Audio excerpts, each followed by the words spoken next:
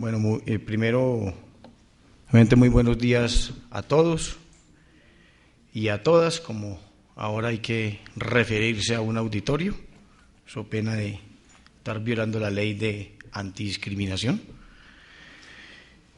Un saludo muy especial a la Asobancaria, un agradecimiento también muy especial por haber organizado este evento y permitirnos a varios de los que de una u otra manera hemos participado y participamos de forma tan activa en la preparación, en la revisión y en la tramitación de este nuevo estatuto procesal, pues dirigirnos a ustedes y contarles fundamentalmente cuáles son las innovaciones más importantes que trae el código, como también en algunos eventos reiterarles que en el código sigue existiendo lo que tradicionalmente existía, en la medida en que el código jamás pretendió innovar donde no era necesario innovar ni modificar donde no era necesario modificar. Obviamente para ustedes que están vinculados al sector bancario, pues este código constituye uno de los principales retos para el ejercicio de la profesión. Y yo quisiera empezar diciendo que esta primera diapositiva resulta muy importante. Y resulta muy importante porque lo que primero que tenemos que saber es que el Código General del Proceso está hoy conformado por dos normas jurídicas. Una, que es elemental y obvia, que es una ley de la República, que es diríamos, el único instrumento constitucional que permite hacer códigos, porque las facultades extraordinarias para hacer códigos fueron proscritas, por fortuna, gracias a Dios, por la Constitución de 1991, y hoy hay que ir al Congreso a tramitar los códigos en distintas materias.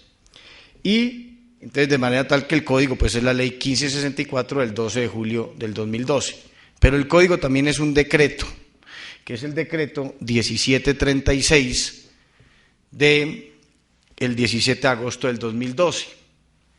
Ese decreto fue un decreto que se expidió un mes y 5 días después de promulgado el código, porque cuando se promulgó el código advertimos la presencia de algunos errores en el código. Errores que no constituían discusión sobre la concepción o no de una determinada institución o que finalmente en la tramitación del proyecto de ley se hubiese tomado una decisión y nos hubiéramos arrepentido de la decisión que se adoptó en la tramitación, sino que encontramos errores en relación con que algunas de las cosas que quedaron en el código no constituyen necesariamente o claramente no constituían la voluntad del legislador. ¿De dónde eso se deduce? Pues se deduce de lo que terminó diciendo el código en algunos artículos y de la historia fidedigna del establecimiento de la ley, es decir, de su tramitación en el Congreso. Entonces el presidente de la República hizo lo que varias veces se ha hecho en Colombia, y las veces que no se ha hecho, inexplicablemente no se ha hecho, porque de ahí está, diríamos, la facultad para hacerlo, que es hacer uso del artículo 45 de la Ley Cuarta de 1913, que es el Código del Régimen Político Municipal, que le permite a las autoridades hacer correcciones en textos normativos cuando queda absolutamente claro que el texto normativo no obedece en algunos aspectos a la inequívoca voluntad del legislador o de quien hizo el texto normativo. Eso de una u otra manera ocurrió con el Código de Procedimiento Civil del 70. El Código de Procedimiento Civil del 70, si ustedes abren el código, verán que dice que ese código, en épocas en donde nadie sabía cómo se hacían los códigos, no se socializaban, era un verdadero secreto saber que estaban haciendo un código, porque esos códigos se hacían con unas facultades que el presidente de la República le pedía al Congreso, el Congreso se desprendía de esas facultades legislativas, se las entregaba al Ejecutivo, el presidente de turno nombraba a unos amigos, el presidente más honesto de turno nombraba a unos expertos amigos, esos expertos amigos o esos amigos, según el caso, hacían el código y el presidente sancionaba el código, lo promulgaba firmando un decreto con fuerza de ley.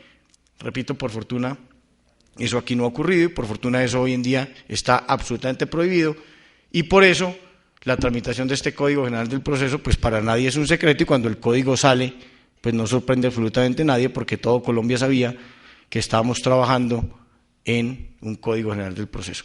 Pero ese Código de Procedimiento Civil del 70, si ustedes lo miran, dice decreto 1400 y decreto 2019. Uno del 6 de agosto y tal vez otro del 7 de octubre. ¿Y qué ocurrió? Pues que en agosto 6 de 1970 el presidente Lleras, que se había embarcado en el noble propósito de tener un Código de Procedimiento Civil que sustituyera al Código Judicial, Ley 105 de 1931, promulgó mediante un decreto el día antes de irse del gobierno, el 6 de agosto, el Código General del Proceso, que lo había hecho por facultades extraordinarias. El presidente Pastrana y la comisión que había trabajado en ese código, pues se dio cuenta de que ese código tenía algunos errores y expidió el decreto 2019 del 7 de octubre de 1970, corrigiendo unos yerros en el texto original. Se corrigieron 135 yerros en ese momento. Cuando se expide el Código de Procedimiento Penal, Ley 906, los que son penalistas y han incursionado por esos oscuros caminos, advertirán que ese decreto, esa Ley 906, ese Código de Procedimiento Penal, lo compone esa Ley 906 más un decreto de hierros, en donde se corrigieron más de 35 hierros que encontró el presidente Uribe en el Código de Procedimiento Penal, errores del tipo que les estoy refiriendo. Entonces acá hicimos lo mismo, encontramos unos errores, unos más graves, otros menos graves, y corregimos muchas cosas. Cosas sencillas y cosas complejas. Cosas sencillas como, por ejemplo, cuando el código en algún artículo decía, entonces se procederá como dice el artículo siguiente, y nos dimos cuenta que no era el artículo siguiente, sino el anterior.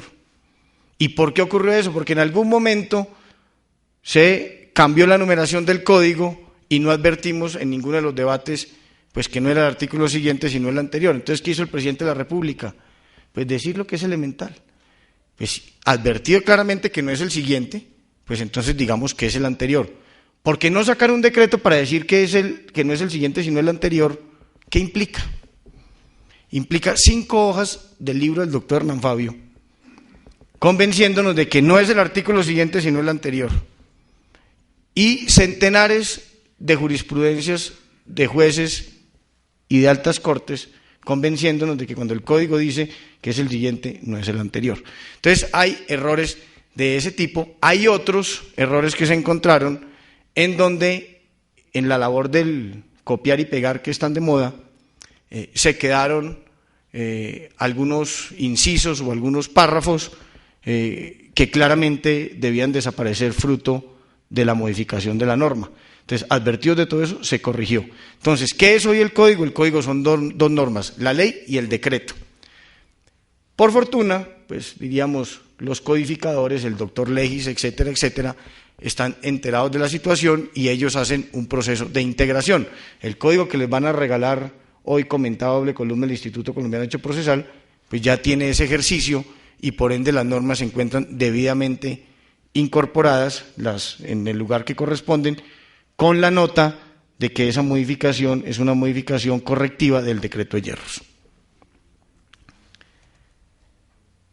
De manera muy rápida, ustedes saben que este código, diríamos a mi manera de ver, es lo más importante que ha hecho el gobierno del presidente Santos en materia de justicia, el Código General del Proceso. Y es lo más importante, aún en el hipotético evento de que la reforma constitucional de la justicia hubiese salido bien como nosotros queríamos. Obviamente eso salió terrible, Pero aún saliendo bien, la reforma más importante del sector justicia era el Código General del Proceso, y eso siempre lo dijimos, y no lo decimos ahora porque se cayó la reforma, sino porque, repito, siempre lo habíamos dicho, incluso cuando ambos proyectos se estaban tramitando en el Congreso. Porque códigos como estos, pues hay cada 40 años, casi que cabalísticamente cada 40 años. A finales del siglo XIX existía el Código Judicial de la Unión, que se convirtió en el Código Judicial de la Nación.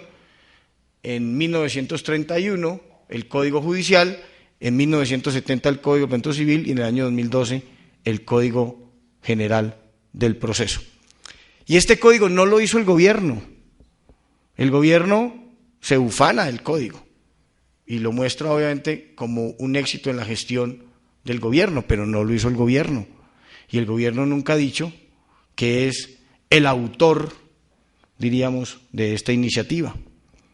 ¿El gobierno acudió a qué? El gobierno acudió a los trabajos que desde el año 2004 hasta el año 2011 habían desarrollado el Instituto Colombiano de Derecho Procesal, de cara incluso pues a toda la comunidad, porque toda la comunidad sabía que el instituto lo estaba haciendo. En la campaña presidencial del presidente Santos, en materia de justicia, se hablaba del Código General del Proceso y de los trabajos del instituto. En la campaña del entonces candidato Germán Vargas Lleras, también se hablaba del Código General del Proceso y de los trabajos del Instituto Colombiano de Derecho Procesal. ¿Qué hizo el gobierno? Pues el gobierno fue y buscó al Instituto Colombiano de Derecho Procesal. Si yo no sé hacer empanadas, sí sé quién las hace buenas. Entonces fuimos al Instituto Colombiano de Derecho Procesal y le dijimos, ¿dónde está el código? Que lo queremos llevar al Congreso. Y el instituto hizo lo que tenía que hacer. El código llevamos haciéndolo 7 años, no se lo podemos entregar ya, porque hay que darle una última revisada. De agosto del 2010 a febrero del 2011, el Instituto Colombiano de Derecho Procesal revisó el código y se lo entregó al gobierno. El gobierno lo socializó con todas las facultades de derecho, con los 32 tribunales superiores de distrito judicial, con la Corte Suprema, con el Consejo de Estado, una cantidad de instituciones del Estado, la Secretaría Jurídica de la Presidencia, hicimos un par de foros, lo mandamos a 150 oficinas de abogados, recibimos una cantidad de comentarios, los revisamos uno a uno con la comisión que había elaborado el anteproyecto de código, y el gobierno entonces toma la decisión, después de hacerle algunos cambios, de presentarlo al gobierno. Entonces, diríamos, el verdadero autor de esta iniciativa legislativa pues es el Instituto Colombiano de Derecho Procesal. El gobierno no fue más que el vehículo político para que esto pudiese hacerse realidad, y obviamente pues fue líder en la tramitación del proyecto ante el Congreso, fue líder de una comisión también que le introdujo más de 600 cambios al proyecto. Y este es un tema muy importante, porque es que el proyecto que presenta el Instituto Colombiano de Derecho Procesal, que sin duda era bueno, y eso lo he dicho delante de todos los que estuvieron en la comisión que prepararon el anteproyecto, y lo he dicho delante del doctor Jairo Parra, a riesgo de que no me vuelva a hablar, pero él sabe que es verdad, el proyecto que le presenta el Instituto Colombiano de Derecho Procesal al gobierno es inferior, se los juro, inferior al Código General del Proceso. Es decir, la tramitación del proyecto en el Congreso permitió enriquecer el Código General del Proceso. Y por eso es que digo yo, en este caso, por fortuna, hay que ir al Congreso. Si hubiese sido como se hacía antes, lo que nos hubiera entregado el Instituto Colombiano de Derecho Procesal, previa a una medio lectura, hubiese tenido la firma de un presidente y se hubiese expedido un decreto ley, y ese sería el código que todos nosotros tendríamos que aprendernos. Les reitero, durante el trámite legislativo ocurrieron más de 600 cambios al proyecto, y esos 600 cambios al proyecto pues llegan fruto del trabajo y llegan fruto de la socialización.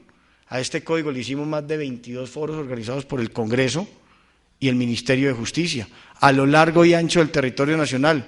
Oímos a los magistrados de la Sala Civil de todos los tribunales superiores de distrito judicial cuando íbamos a las ciudades, a los jueces civiles municipales, a los jueces civiles del circuito, que tenían una sola recomendación o mandato de parte nuestra que organizábamos los foros, que era: por favor, critiquen el código, porque si no lo critican ahora, no tenemos cómo mejorarlo. Y así lo hicieron. Íbamos, nos daban palo, tomábamos nota y tomábamos decisiones y le hacíamos cambios al proyecto. Encontramos una cosa maravillosa, encontramos que la verdad y el conocimiento no estaban en los miembros de la comisión, sino que estaba en todas las personas que querían participar en este código.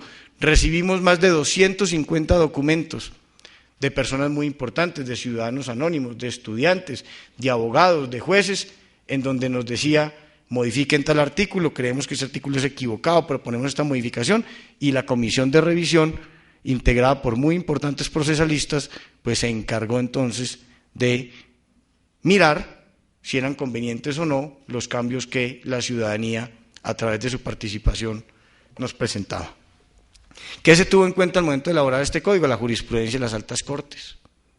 ¿Por qué? Porque obviamente en los últimos años, pues mucha agua ha corrido debajo del puente y mucha jurisprudencia se ha producido, fundamentalmente la Corte Constitucional, donde la Corte Constitucional ha analizado una cantidad de instituciones de derecho procesal, ha examinado algunas disposiciones del Código de Procedimiento Civil, unas las ha declarado inexequibles, otras las ha declarado exequibles y otras las ha declarado condicionalmente exequibles, de manera tal que esa jurisprudencia, como lo vamos a ver más adelante, en algunos artículos, la norma es producto de una jurisprudencia precedente de las Cortes. Entonces, ¿qué hicimos?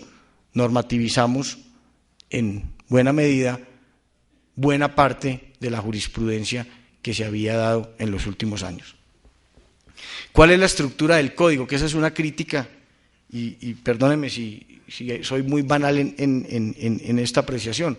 Uno va a unos sitios y le dicen, pues yo la verdad no advierto que el Código General del Proceso sea muy distinto al Código de Procedimiento Civil, porque incluso la prueba de ello es que al hacer el Código General del Proceso conservaron la misma estructura del Código de Procedimiento Civil, y miren y verá, empieza con unos principios generales, después va a unas normas de competencia, después de competencia habla de comisión, después se mete con los sujetos procesales, entonces habla del juez, habla de las partes, habla de los terceros, habla de los apoderados, después habla de la demanda, incluso después de la demanda vienen unas normas de contestación de la demanda, y después habla de la actuación judicial, y después viene el capítulo de pruebas, y después de pruebas entonces viene, incluso miren ustedes que es cierta la crítica, porque el código habla de providencias,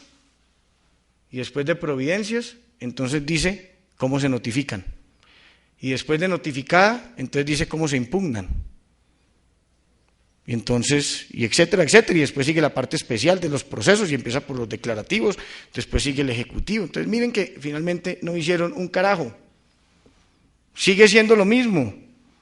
Entonces, pues uno lo que sí dice es, eso es una bondad del código. Eso es una bondad del código porque de una u otra manera quienes hicieron el código, pues no pretendieron que el primer artículo fuera la sentencia y que cuando se hablara de los recursos, el primer recurso fuera el de casación. Pues no, eso tiene un orden lógico. Tengan la seguridad que ustedes saben el Código General del Proceso y cuando llegan a recursos, el primer recurso es reposición, jurado.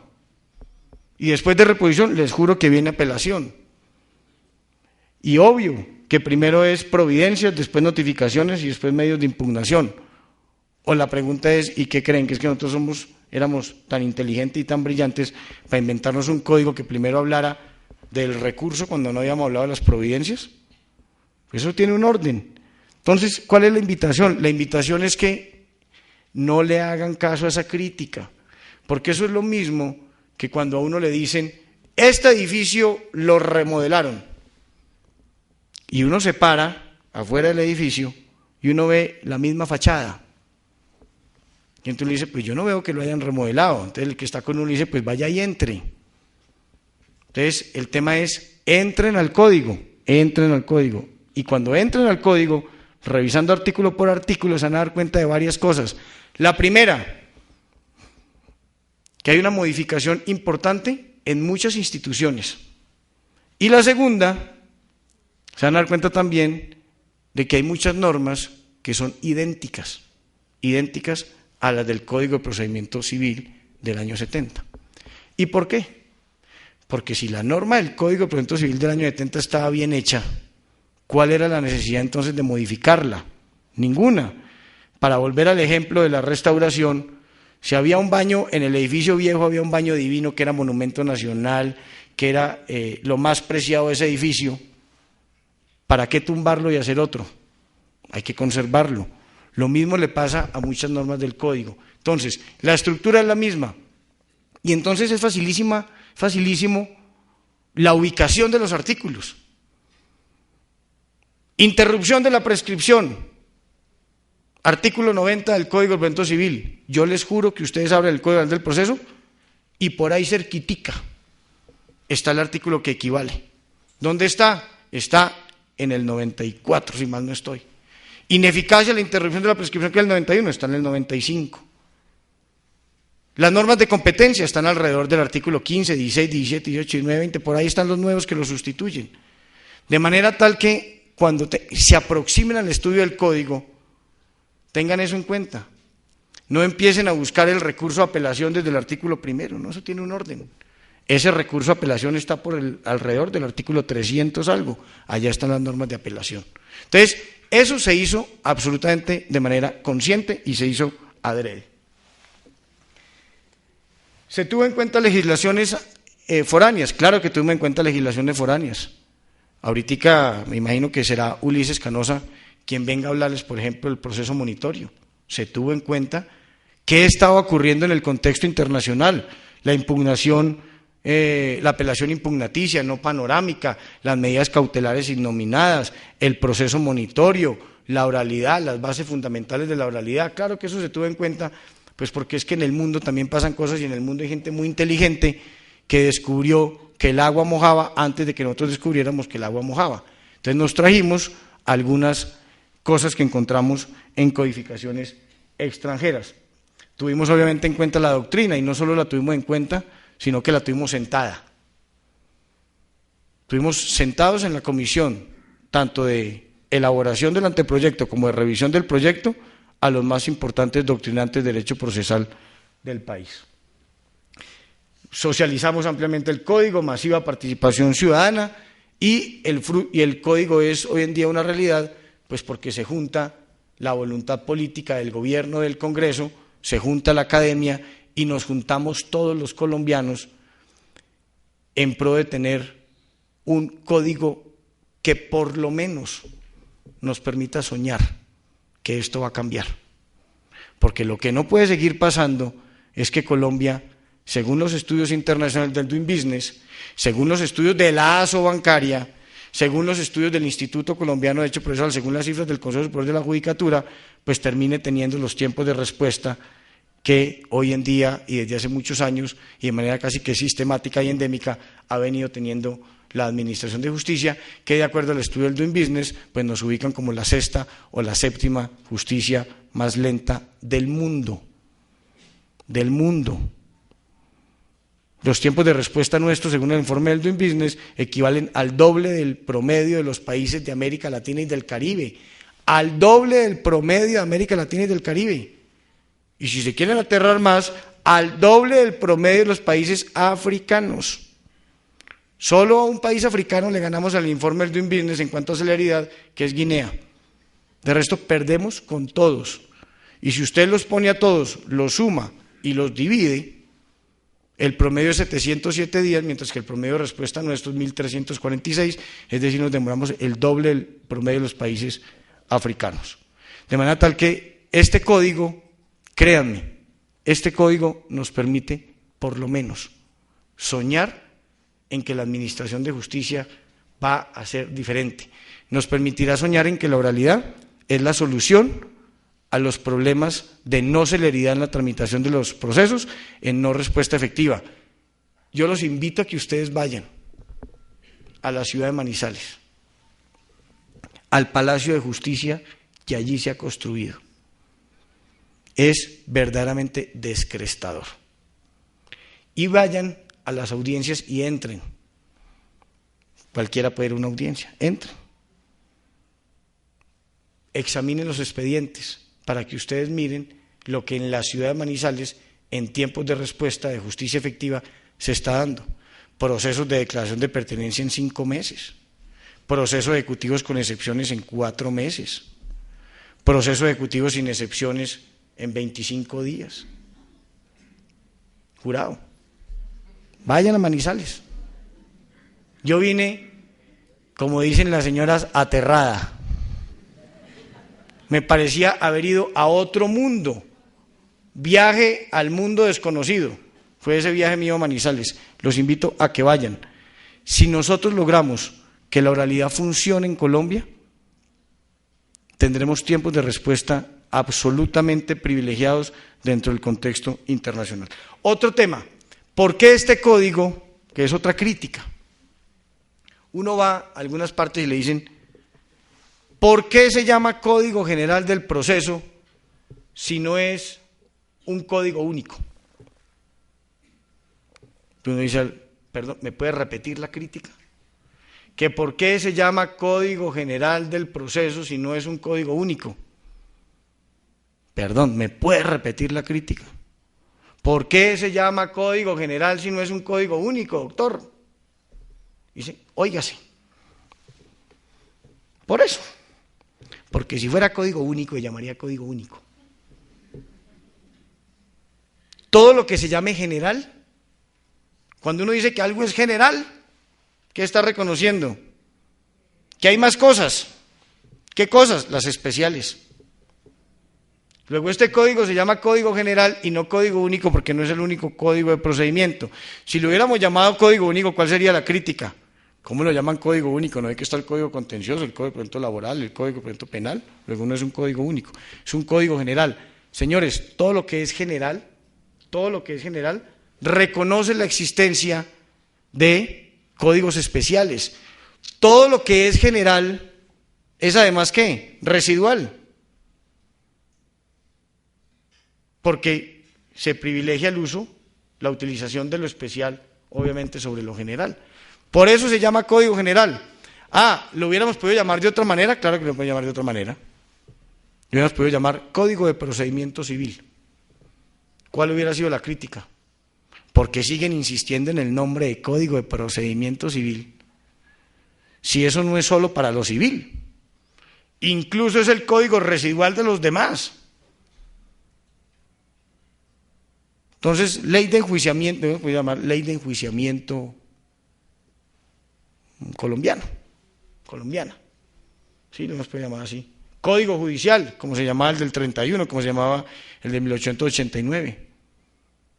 Cogimos el nombre Código General del Proceso porque nos pareció que era el que mejor se acomodaba a lo que estábamos haciendo, que era un código residual que respetaba los códigos especiales y que entonces había un código madre, un código general de procedimiento, y por eso lo llamamos así. Además, entre otras cosas, ese nombrecito es el que está de moda. Así se llama el Código Judicial del Uruguay, así se llama el Código de Procedimiento que se acaba de presentar por parte del gobierno en Chile, y se están abandonando las denominaciones Código de Procedimiento Civil para darle paso al Código General. De manera muy rápida, ¿cuáles son los aspectos más relevantes a mi manera de ver de este código? Primero, la implementación de la oralidad. Este es un código pensado desde el primer artículo hasta el último en la oralidad, porque no es la oralidad de la ley 1395 en donde con 10 artículos nos metieron en el tema de la oralidad o la verbalización de los procesos. Diríamos, ese fue muy buen ejercicio. La ley 1395 es una buena telonera del Código General del Proceso, es una buena antesala, es una buena aproximación, pero obviamente aquí lo que hay es un estatuto del primero hasta el último artículo concebido en términos de funcionamiento de la oralidad. Acceso a la justicia a través de un proceso de duración razonable, que eso tampoco es invento nuestro. Eso está en el Pacto de San José de Costa Rica, en donde dice que todos los ciudadanos, como un derecho humano, tienen derecho a que la Administración de Justicia le tramite sus procesos y que esos procesos no duren eternamente, sino que esos procesos duren lo razonable. que es el gran problema que tenemos en Colombia. Nosotros durante muchos años nos convencimos de que el acceso a la justicia era que nos recibieran un escrito que se llama demanda, perfectamente elaborada, pretensiones, hechos, pruebas, notificaciones, no sé qué, con una cantidad de anexos, que el juez la admitiera, que le corriera traslado al demandado, que el demandado excepcionara, que se practicaran unas pruebas, es decir, que ocurriera de todo, pero finalmente no pasara nada. Y a eso nos acostumbramos nosotros, y pensamos que esa es la garantía de acceso a la justicia, pero esa no es la garantía de acceso a la justicia, eso es perder el tiempo, porque la verdadera garantía de acceso a la justicia es la sentencia, cuando se resuelva la controversia, porque mientras un colombiano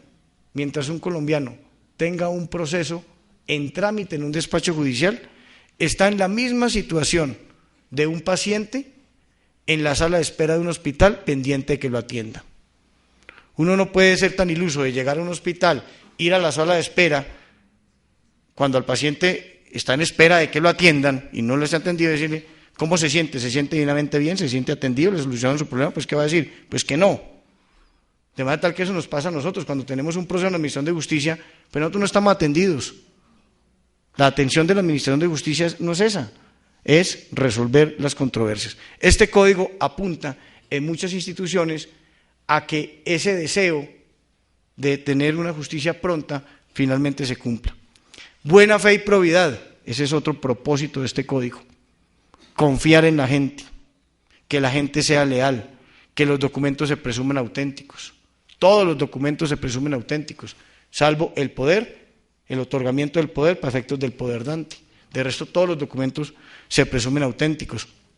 Un tema de probidad en el ejercicio de la profesión, la obligación que vamos a tener los abogados de enviarle copia al abogado de la contraparte del memorial que hemos presentado en el juzgado. Es que lo que nos hemos acostumbrado, y el código así lo permitía, a sorprender a la contraparte.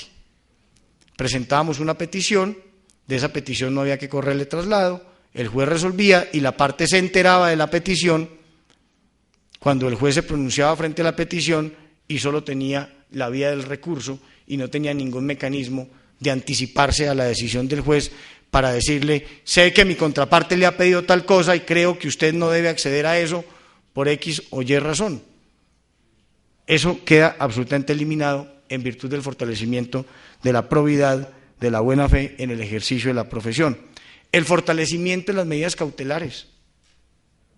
Hágame el favor, yo no sé si ustedes se han puesto a pensar algún día, el régimen de medidas cautelares que en Colombia rigió, porque ese artículo 590 del Código Penal del Proceso ya está vigente.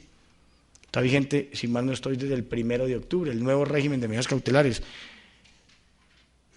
El régimen del Código de Procedimiento Civil del 70 en cuanto a medidas cautelares no podía ser más chichipato porque era imposible que fuera más chichipato.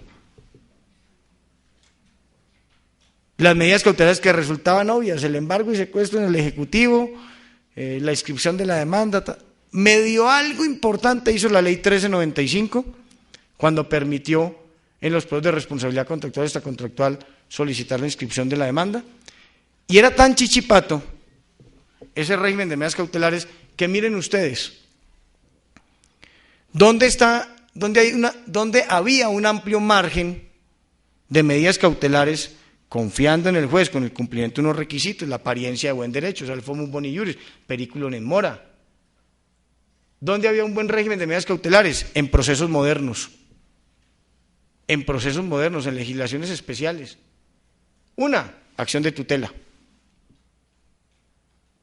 Que nunca las decretan porque el procedimiento es tan pronto que son 10 días, es otra cosa, pero ahí hay un régimen de medidas cautelares innominada.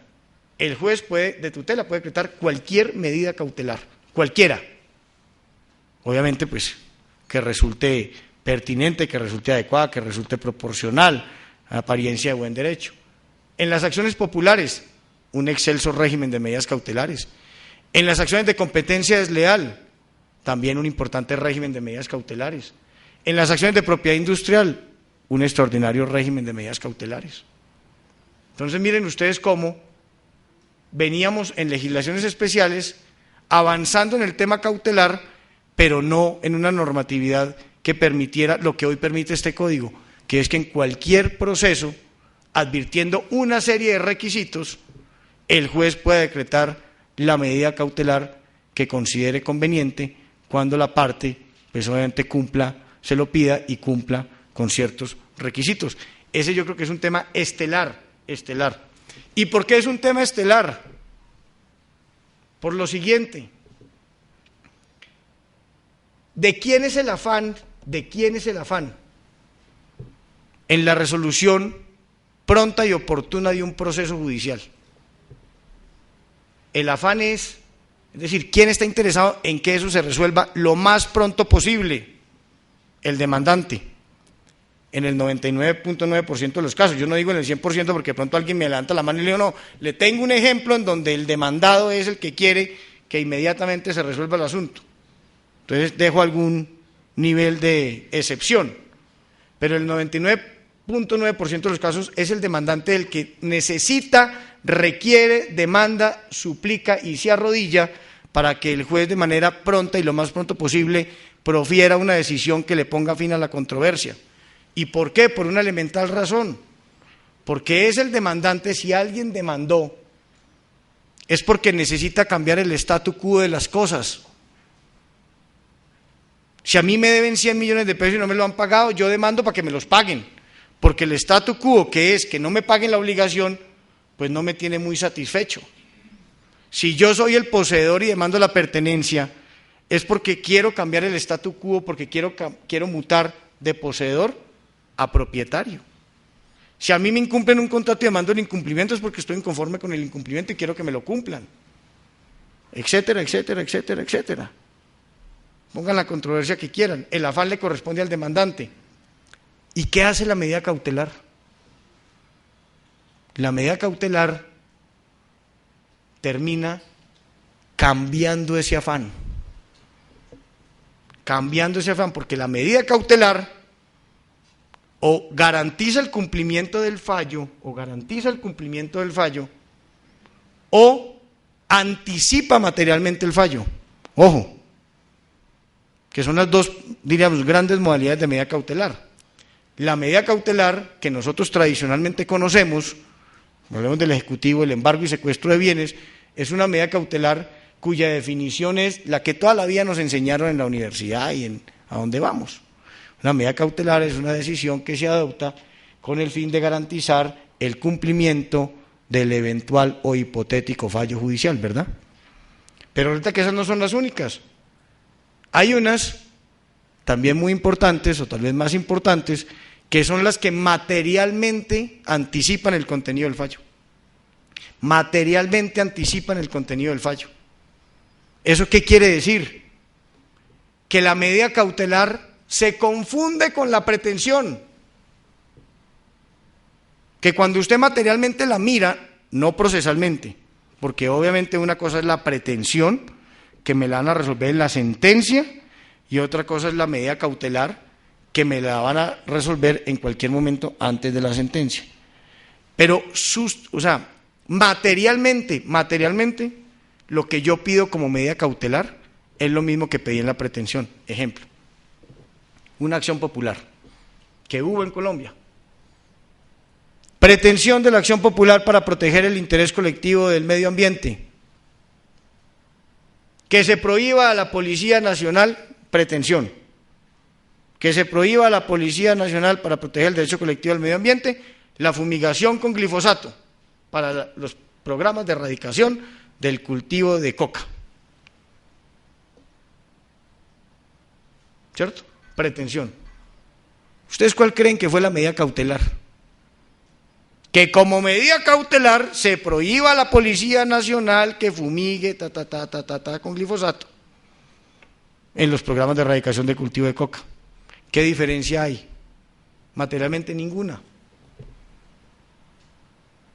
En una acción de lo contencioso administrativo, la suspensión provisional del acto. La pretensión, que se anule el acto administrativo. La medida cautelar, que se suspenda los efectos del acto administrativo. Claro, hay una discusión jurídica, que una cosa es una cosa, los tengo claro, pero a la hora del té, en términos de el señor que embola los zapatos, si yo logro la suspensión provisional de los efectos jurídicos del acto administrativo como medida cautelar, eso materialmente no viene siendo lo mismo que si me hubiesen decretado la nulidad del acto administrativo. Pues sí. Cuando en un proceso de propiedad industrial la pretensión es que fulano de tal no utilice la marca Pepita para identificar ropa, esa es la pretensión. ¿Y cuál es la medida cautelar? Pues la medida cautelar es que se ordene al demandado, como medida cautelar, que no use la marca Pepita para identificar ropa, y eso no viene siendo lo mismo, viene siendo lo mismo. Entonces, volviendo al tema, la importancia de las medidas cautelares es que la medida cautelar, en ese sentido, rompe el statu quo. Al romper el statu quo, finalmente, ¿a dónde se traslada el afán por resolver el problema? Al demandado. Además de que se está anticipadamente protegiendo el derecho del demandante. Obviamente, eso no se logra fácil. Eso no es solo pedirlo. ¿Por qué? Porque aquí y en Cafarnaún, donde hay medidas cautelares innominadas de anticipación material del fallo, hay unos requisitos. ¿Cuál es el requisito fundamental? Una cosa que se llama el fomus bonis iuris, apariencia de buen derecho. ¿Y qué es la apariencia de buen derecho? Para ponerlo en términos también, repito, del embolador de zapatos, que es más fácil, nos entendemos más fácil en ese lenguaje, porque diríamos en ese lenguaje el tema se termina siendo más gráfico. Yo les voy a explicar qué es el fomus boni iuris. El fomus boni iuris es lo mismo que le pasa a uno cuando uno va a un restaurante y pide una botella de vino. Entonces le traen la botella de vino a la mesa. Por lo general se lo dan al que aparentemente sabe más de vinos. Esa persona que aparentemente sabe más de vinos, le sirven el vino, hace una cantidad de rituales, lo huele, lo mira, que el cuerpo, no sé qué, lo huele 3 veces, lo que sea, se lo pone en la boca, juega con él en la boca, y después de eso, si le sabe bien, si le huele bien, si está a gusto con él, si dice, yo creo que está bueno, yo creo que es lo que corresponde, entonces le dice al mesero, pues sírvalo. Entonces le sirven al resto y después le sirven a él. Lo mismo pasa con el tema de la medida cautelar innominada. ¿Qué tiene que hacer el juez? El juez coge la demanda.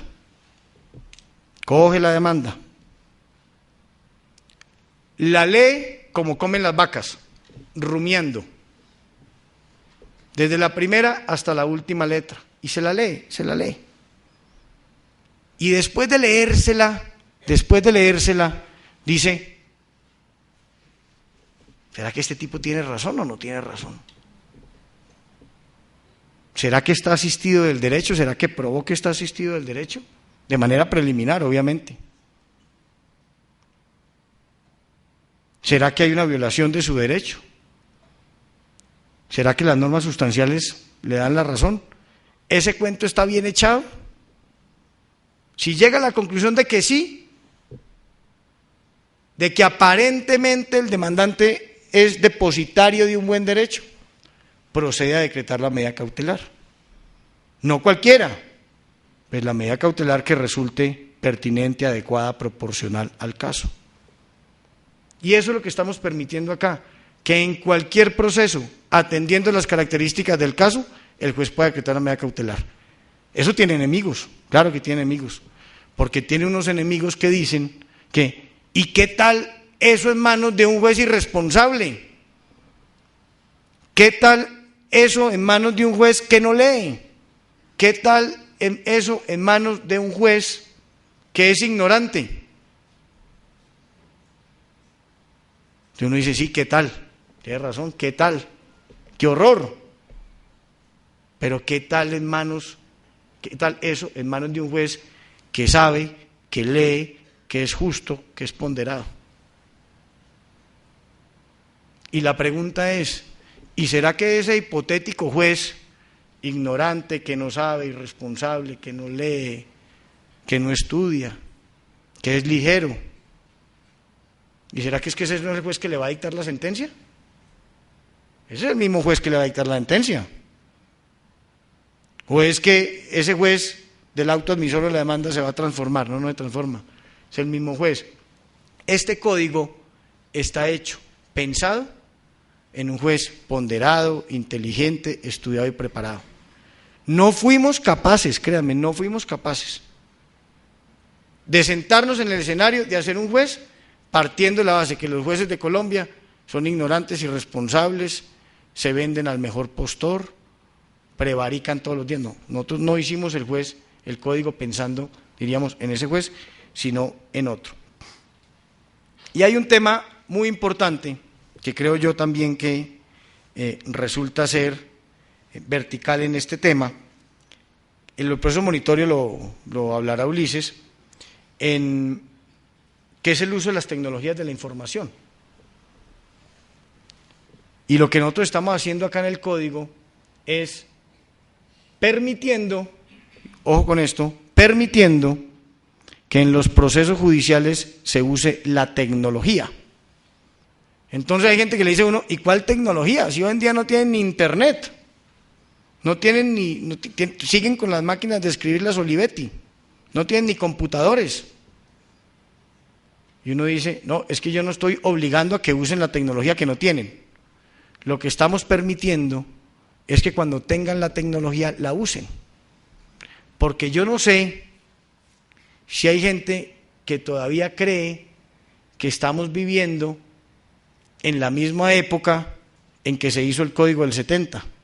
Yo particularmente no creo que estemos viviendo en la misma época del Código del 70. El Código del 70 no era malo para ese momento, el Código del 70 no se deroga por malo, se deroga es por viejo, porque fue hecho para otro mundo. Fue hecho para el mundo en donde las crispetas se hacían en una olla, uno echaba un poquitico de aceite, echaba el maíz pira, eso se empezaba a calentar, o calentaba primero el aceite, echaba el maíz pira, y empezaban a explotar una por una, y una persona tenía que con un trapo en la mano mover la olla así y moverla para el lado, y al final la mitad de las crispetas estaban quemadas, sacaba las quemadas a un lado, dejaba las buenas al otro, todas quedaban medianamente ahumadas, y eran las crispetas, y eran deliciosas así en 1970, y así se hacían. Hoy en día pues no se hacen así, usted va a un supermercado, compra una bolsita, llega a su casa, pone la bolsita con las paticas para arriba, 2.5 minutos, eso empieza a explotar, metías en el microondas, la saca del microondas y no le quemó ni una, y todas les quedan absolutamente deliciosas, y ya vienen con sabores de cebolla, con sabores de mantequilla, doble mantequilla, de todas las modalidades, salada, sin salar, etcétera, etcétera. El mundo cambió, el mundo cambió. Nosotros no podemos pretender que Colombia que en Colombia sigamos litigando, imprimiendo un memorial en nuestra oficina y tener que atravesar toda la ciudad para llevar el memorial al juzgado, o mandar a una persona que atraviese toda la ciudad para llegar al juzgado. Cuando nosotros, miren, con la única persona que hoy nosotros nos comunicamos de manera escrita, como nos comunicábamos hace 20 años con todo el mundo, hace 30 o 40 años, es con un juez de la República. Porque a todo el mundo le mandamos el mensaje por el chat, un mensaje de texto, un mensaje por internet, etcétera, etcétera. O sea, diríamos, hoy no hay una cosa más ridícula, creo yo, que lo inviten a uno a algo a través de una carta, pues, toda prosopopea. No, le mandan a uno un email. Y uno llega, le juro que uno siempre llega. Entonces, a mí para este evento, pues no, a mí me llamaban por teléfono, me mandaron un email, pero no me mandaron una carta, y aquí estoy. Entonces, lo que sí no puede ser es que nosotros vivamos en dos mundos. En un mundo de nuestras relaciones cotidianas, y en otro mundo para comunicarnos con los jueces. ¿Con qué soñamos? Soñamos con un país que tenga expediente digital. Soñamos con un país que que permita litigar en línea. Soñamos con un país en que un juez decrete una medida cautelar de embargo sobre un bien sujeto a registro y expedida la providencia y en tiempo real inmediatamente quede inscrita la medida de embargo en el folio de matrícula inmobiliaria, o por lo menos avisada a la autoridad de registro para que ella proceda de manera inmediata a inscribirla en el folio de matrícula inmobiliaria. Pero no podemos seguir soñando, ni menos añorando un país en donde para embargar un bien inmueble, entonces necesita uno que el juez, además de que expide la providencia, rogarle al secretario. Eso hace la gente decente. La gente decente le ruega al secretario, se le arrodilla al secretario. Hay mecanismos más expeditos, claro, para sacar el oficio de embargo, pero pues la gente decente, como todos nosotros, no lo hace. Entonces ruega que vuelva mañana, que vuelva mañana, que vuelva mañana, que vuelva la otra semana, que es que el juez no está, que es que tengo muchos oficios, etcétera, etcétera, hasta que ya empiezan a ocurrirse a uno una cantidad de otras formas de acceder, pero obviamente uno no flaquea, hasta que algún día el secretario le entrega el oficio. Después de que le entrega el oficio, pues entonces hay que ir hasta la Oficina de Registro de Instrumentos Públicos. Y resulta que ese juzgado tenía internet. La Oficina de Registro tiene internet. Y la pregunta es, entonces, ¿por qué no le mandó un mail? ¿O por qué no hay un mecanismo expedito para que eso ocurra de otra manera? Entonces, este código le apunta a permitir el uso de las tecnologías de la información. ¿Cuál? La que exista. La que exista. Hoy es internet, mañana quién sabe eso cómo llamará. Entonces, el código no se casa con ninguna. No se casa con ningún sistema de información, no se casa con ningún mecanismo de información. Se casa con lo que exista en ese momento disponible. Entonces soñamos con un país que nos permita litigar en línea y tener expediente digital. Hay un rediseño muy importante también del tema de nulidades. Se va al principio de la preclusión por cada una de las etapas. Se hace una modificación importante.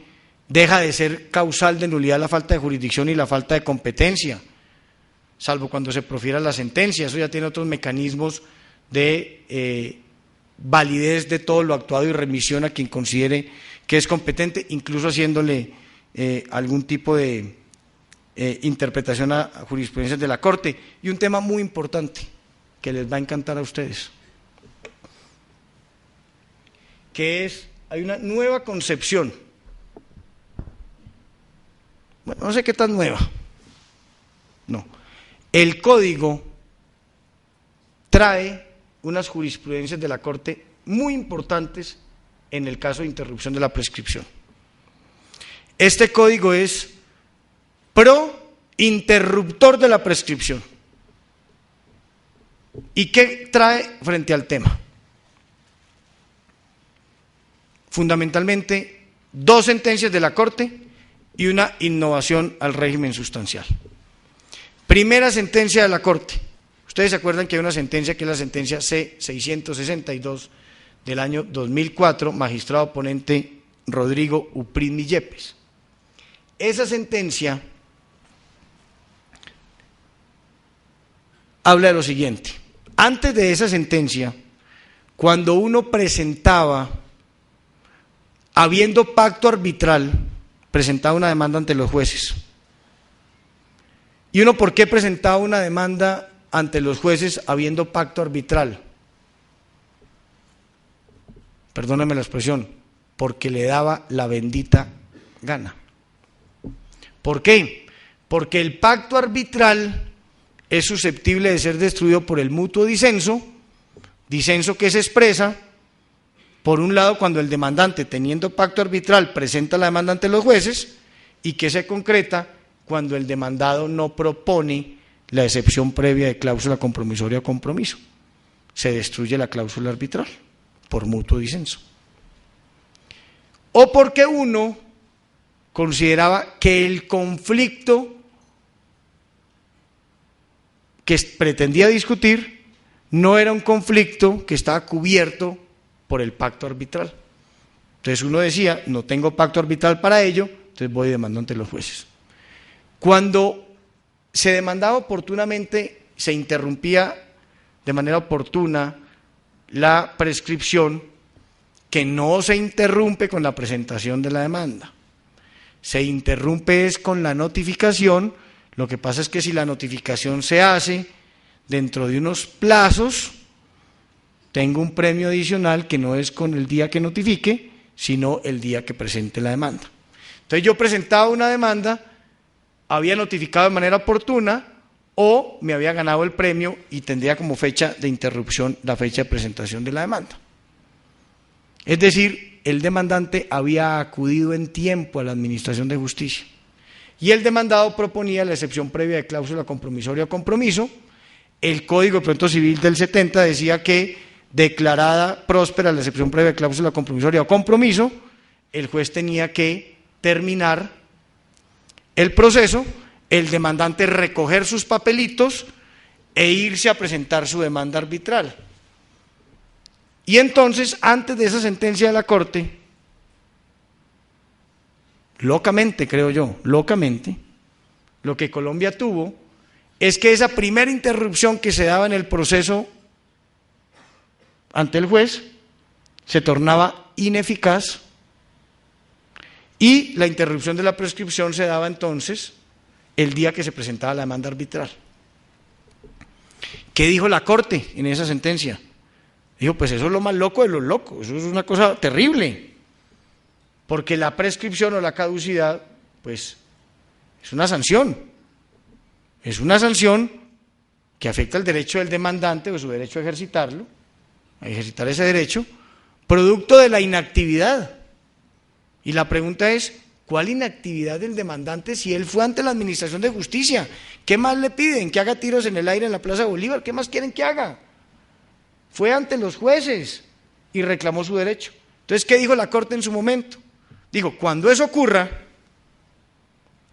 el juez le dará un término al demandante para que presente la demanda arbitral. ¿Y por qué el juez? Porque la ley no establece término. Entonces, mientras no haya un término legal, le corresponde al juez darle un tiempo al demandante, para que el demandante presente su demanda arbitral, y si el demandante presenta su demanda arbitral dentro del término que el juez le dio, puede alegar en el proceso arbitral la perpetuidad de los efectos interruptores de la prescripción o la inoperancia de la caducidad ganados en el proceso ante el juez que terminó por la prosperidad de la existencia del pacto arbitral. ¿Entendido?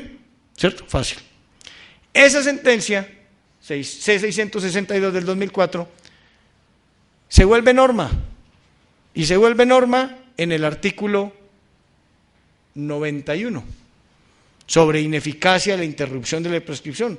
Entonces dice, habrá ineficacia de la interrupción de la prescripción cuando el proceso termine con cláusula compromisoria o compromiso, salvo que el demandante presente dentro del término de 20 días, entonces ya se vuelve un término legal, la correspondiente demanda arbitral.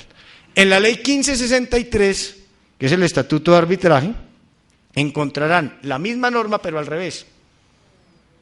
¿Qué pasa si se presenta la demanda arbitral y ese proceso arbitral termina porque los árbitros no se han declarado competentes o se han negado a instalar el tribunal de arbitramiento porque advierten que no hay pacto arbitral? Entonces, ese efecto interruptor de la prescripción se puede perpetuar en el proceso ante el juez común y corriente si la demanda se presenta dentro de los 20 días siguientes al auto en virtud del cual se declaró que no había pacto arbitral para tramitar ese proceso arbitral. Entonces, miren ustedes cómo este código preserva los efectos interruptores de la prescripción. Otra sentencia también muy importante, a esa no me lees el número, pero es una sentencia, debe estar acá, de Luis Ernesto Vargas Silva, de hace muy poco. La sentencia C-227 del año 2009. C-227 del año 2009. ¿Qué dijo esa sentencia? Ustedes saben que cuando uno presenta, este es un tema importantísimo para los ejecutivos, bueno, para todo proceso, pero para los ejecutivos. Cuando uno presenta una demanda y notifica, entonces vuelvo y repito, ese día se tendrá como fecha de interrupción de la prescripción, y si ese día no sirve y se notificó en tiempo, pues usted puede hacer valer el día de la presentación de la demanda. Entonces, usted había interrumpido la prescripción o hecho inoperante la caducidad de manera oportuna, pero resulta que cuando el demandado se entera de la existencia del proceso, alega nulidad por indebida notificación. ¿Y tumba qué? La notificación, no el auto admisorio, la notificación. Al tumbar la notificación, ¿qué tumba? Antes de esa sentencia, ¿qué tumbaba? Pues tumbaba la fecha de notificación, luego la fecha de interrupción de la prescripción, luego, si esa no servía, también tumbaba el premio, ¿cierto? Y el código en el año 2004, mediante la ley 794 del 2003, perdón, ley 794, había dicho, cuando eso ocurra, cuando se notifique el auto por medio del cual se resuelve la nulidad, o venga, se notifique el auto que ordena seguir adelante lo resuelto por el superior, ese día se tendrá como fecha de notificación, ¿verdad? Eso ya es decir, declarada la nulidad de la notificación, que tumbaba todo el proceso desde la notificación para adelante, no había que volver a notificar a quien ya había litigado durante 2 años en la nulidad. Eso ya se había logrado con la reforma del año 2004. Pero ¿cuál era el problema? El problema es que esa fecha, entonces, de notificación iba a ser supremamente tardía para efectos de interrupción de la prescripción, porque ese incidente de nulidad no lo iban a resolver en menos de 2 años. Entonces, esa fecha de notificación por conducta concluyente, está regulado en el artículo 330 del Código de Procedimiento Civil, ya no servía para interrumpir la prescripción. ¿Qué dijo Luis Ernesto Vargas Silva? Lo que pasa es que lo tiene que decir la Corte para que la gente crea. Pues que ese mundo en el que vivíamos era una locura. ¿Por qué? Porque lo que el juez tiene que mirar es cuál fue la causa de la nulidad de la notificación. Y esa causa, ¿imputable a quién? Entonces, Luis Ernesto Vargas en su sentencia, ¿qué dijo? Si la nulidad se decreta por culpa del demandante, si el hecho que genera la nulidad por indebida notificación es imputable al demandante, pues ¿cuál es la consecuencia? La consecuencia obvia es que hay ineficacia en la interrupción de la prescripción. Ejemplo, cuando el demandante dio una notificación, como lugar de notificación, un sitio diferente al que era hábil para notificar, es decir, un sitio diferente al de la residencia o el lugar de trabajo del demandado. Dijo que el demandado vivía en la calle 100 y no vivía en la calle 100, sino que vivía en la calle 80. La notificación se surtió de manera indebida en la calle 100. ¿De quién es la culpa? ¿De la Administración de Justicia? No, porque la Administración de Justicia hizo lo que había que hacer en la calle 100. La culpa es del demandante. En ese evento, pues el demandante sí no puede pretender que una notificación mal hecha y por ende esa interrupción de la prescripción le permita perpetuarse en los efectos interruptores. Pero si el demandante dio la dirección que era, hizo todo lo que el código le dijo que él tenía que hacer y lo hizo de manera adecuada, y el error en la notificación no estuvo en él, sino estuvo, por ejemplo, en una actuación del juzgado o en una actuación de la empresa de servicio postal autorizada. La pregunta es, ¿por qué demonios el que va a terminar, perdónenme la expresión, pagando los platos rotos de esa notificación va a ser el demandante, y que entonces le van a decir que lo que en un eventual momento interrumpió, entonces ya tendrá que entenderse que no está interrumpido? Entonces Luis Ernesto Vargas y la Corte en esa sentencia lo que dijeron fue, en los eventos en donde esa notificación no se haya caído por culpa del demandante, los efectos interruptores de la prescripción se perpetúan. Entonces queda debidamente notificado, o sea, queda perpetuado los efectos de la interrupción de la prescripción o la inoperancia de la caducidad, queda notificado, como dice 330, que eso se reitera por conducta concluyente el día que se resuelve la nulidad, y a partir de ese momento tiene el término para contestar la demanda al demandado, pero no podrá alegar válidamente la prescripción porque esa prescripción se entiende entonces interrumpida. Eso está. Y una disposición que trae el código en el artículo 90, muy importante también para el sector financiero y para todos los acreedores, que es la posibilidad de interrumpir la prescripción con un requerimiento privado. Es decir, que para interrumpir la prescripción, además del reconocimiento de la deuda por parte del deudor y de la interrupción judicial, obviamente que ya sabemos, existe un mecanismo de interrupción que es el requerimiento privado al deudor. Dice el artículo 90 lo siguiente. Perdón, el 90 no, el que reemplaza el 90. El 94. Inciso final.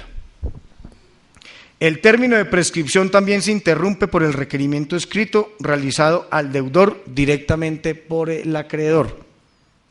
Este requerimiento solo podrá hacerse valer por una vez. Entonces, ¿eso de dónde viene? Eso pues tampoco es que se haya descubierto que el agua moja. Eso viene del tema laboral, en donde la reclamación del trabajador al patrono interrumpe el término de prescripción. Entonces aquí hicimos lo mismo. Ahora, la norma no quedó redactada de la manera más afortunada. Nosotros realmente pensamos que sí, que la norma había quedado perfectamente redactada. Después de expedido el código, obviamente esto sí no puede venir por vía del decreto de hierros, nos dimos cuenta que la norma hubiese podido ser más precisa, porque miren, dice lo siguiente: el término de prescripción también se interrumpe por el requerimiento escrito realizado al deudor directamente por el acreedor. Este requerimiento solo podrá hacerse valer por una sola vez. ¿A qué aspirábamos nosotros? Que una obligación, por ejemplo, está corriendo la prescripción de la acción bancaria derivada de un pagaré, 3 años. A los 2 años y 10 meses, antes de que se consume el término de prescripción, que el acreedor le mandara una copia, una carta al deudor, diciéndole: lo requiero para que me pague, ¿no? Y que ese requerimiento hiciera las veces entonces de interrupción de la prescripción, y que ocurriera lo que ocurre cuando hay interrupción, que es que vuelve a correr nuevamente la totalidad del plazo, de manera tal que a partir de ese día empezaba a correr un término de 3 años, que es el término de prescripción de la acción bancaria, de la acción, sí, prescripción de la acción cambiaria. Resulta que la norma, si uno le da por interpretarla y le da por tirársela, entonces lo que termina haciendo es lo siguiente: viene el vencimiento de una obligación, digamos en la misma, 3 años. ¿Qué es lo que hace el acreedor cuando llega el día del vencimiento y no le pagan?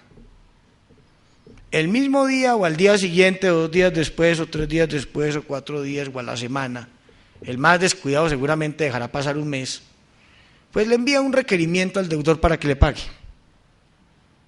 ¿Ya? Entonces, si uno interpreta exegéticamente esa disposición, lo que estaría diciendo es: bueno, ese requerimiento privado interrumpe el término de prescripción, de manera tal que a partir de ese momento vuelve y cuenta todo el término de prescripción de la acción bancaria. Al final, ¿qué hicimos? Pues no hicimos nada, porque una prescripción que era de 3 años la volvimos de 1 mes más 3 años. porque además solo puede hacerse por una sola vez. No sé si me está quedando claro o no el ejemplo. ¿Qué es lo que nosotros creemos que tiene que ser la interpretación? Y repito, eso tiene que venir a nivel interpretativo porque pues obviamente flojonga si nos quedó la norma, ¿para qué? Entonces, tiene que ser el último requerimiento oportuno que haga el acreedor al deudor tiene los efectos de interrumpir la prescripción. Es decir, si yo hago un requerimiento al día siguiente, después hago un requerimiento a la semana, después hago un requerimiento al mes 1, al mes 2, al mes 3, al mes 17, y el último lo hago al mes 35, pues ese requerimiento del mes 35, el que tiene la potencialidad, el último hecho oportunamente, el que tiene la potencialidad entonces de interrumpir la prescripción por una sola vez y a partir de ese requerimiento último empezará a contar el término. Eso es lo que nosotros quisimos hacer. Y repito, claro, hubiéramos podido decir, eso que estoy explicando lo hubiéramos podido escribir. No caímos en cuenta después de expedido el código. ¿Qué horas son, entre otras cosas? ¿Sí? Bueno. No. Les voy a hablar de este tema. Necesito que me pongan mucho cuidado, como lo están poniendo, yo sé, muy juicioso, porque además soy el primero.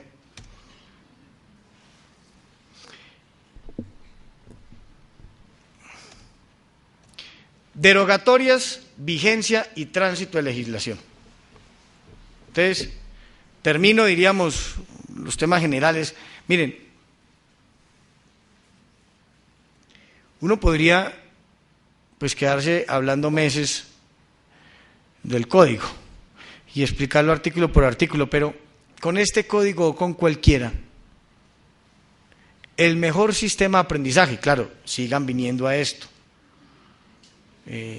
hagan todo, va a todo congreso que se haga en Colombia, los queremos ver allá, en todos los congresos, pero el 80% o el 90% o el 95% o el 99% de lo que ustedes terminen sabiendo del código es fruto de un trabajo autodidacta.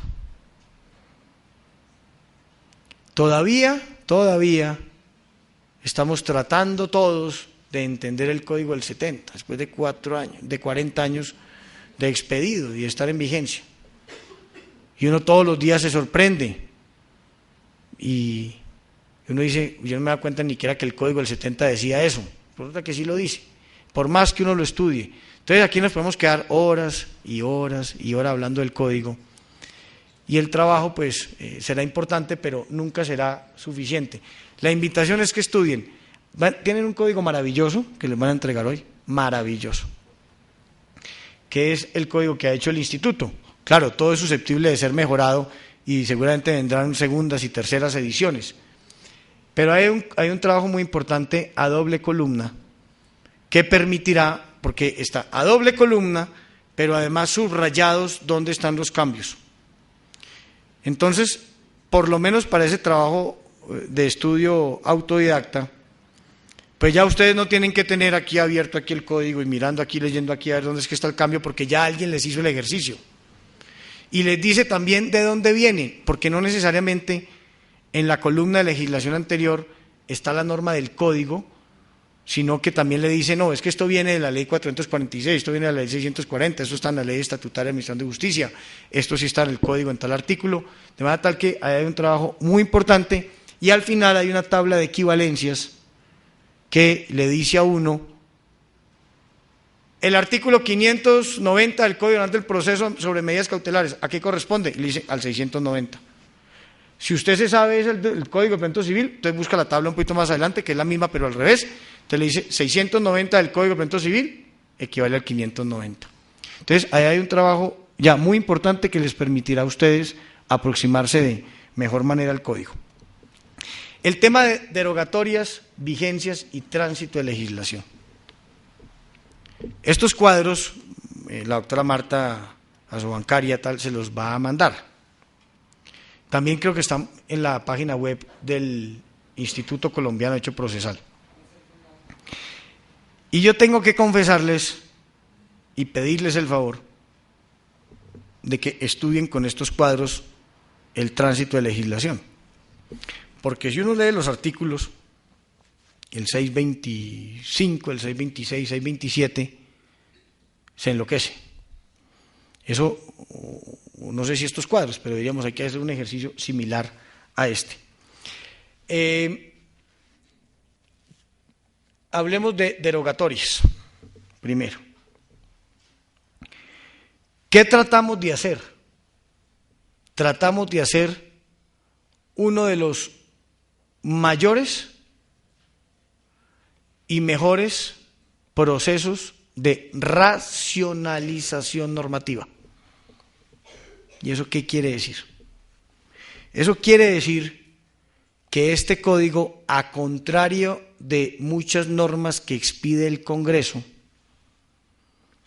hizo un trabajo juicioso, consciente y al detalle de cuáles normas de manera expresa había que sacar del mundo jurídico y cuándo había que sacarlas del mundo jurídico.